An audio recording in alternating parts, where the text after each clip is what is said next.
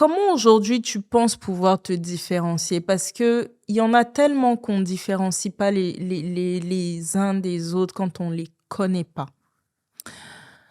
Ah, comment est-ce que je vais me différencier? C'est marrant, c'est marrant d'ailleurs parce que moi je me différencie beaucoup dans le sens où je me différencie beaucoup par ma personnalité, mon histoire.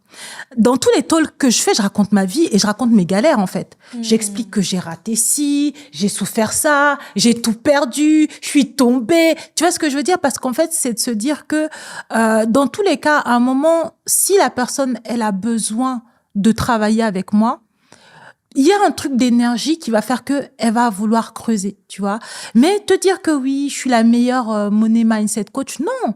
On est nombreux, on est tous qualifiés, tu vois. C'est maintenant que je commence à rentrer dans le game que je vois que je commence à faire peur à certaines. Non, c'est un truc. Moi, je te dis, j'étais dans mes dramas, j'ai tout perdu. Je commence à voir que oui, je commence à faire peur à certaines parce que, en effet, j'ai travaillé vraiment avec moi, j'ai eu des clients. J'ai vraiment monté des prêts immobiliers. Donc, en fait, à la limite, le coaching, ça m'a mis du temps même avant de me lancer dans le coaching. C'est seulement cette année que je commence à en faire, tu vois. Je voulais pas forcément faire du coaching d'ailleurs. Je sais même pas quel accompagnement, tu vois, j'avais même pas de business model en tête, tu vois. Et je me souviens, excuse-moi de te couper, que j'avais parlé de ça avec toi parce que je te connais, je sais que bon, il y en a plein qui sont enfin, déjà toi tu as une certification AMF Deux fois. Deux fois, tu as exercé, tu as monté des prêts comme tu dis. Donc quand tu parles, tu sais de quoi tu parles. Donc je me souviens que je t'avais dit mais Vanessa, lance une masterclass, wesh, fais ton argent.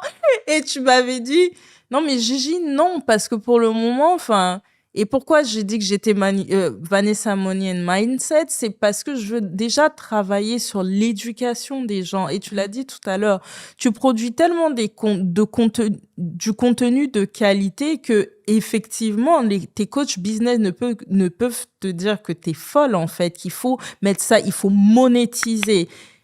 Mais encore une fois, c'est pas ton éthique parce que tu as une éthique de travail et tu as une vision sur le long terme. C'est ça. C'est vraiment ça. C'est-à-dire que moi, j'ai pas de problème à faire de l'argent. On va dire, oui, mais non, mais elle veut pas faire de l'argent. J'ai beaucoup réfléchi. Déjà, même, enfin, comme je disais, c'est toi qui m'as emmené sur les réseaux. Au début, t'étais ma copine. Tu vois, je m'étais même pas dit qu'il y avait un business model. Il y a tellement d'années où on m'a dit, ouais, Vanessa, tu devrais faire ce que tu fais, vraiment le professionnaliser. Tu vois, vraiment pour moi. Et c'était toute une confiance en soi, en moi que je devais construire. Tu vois, je n'étais pas là.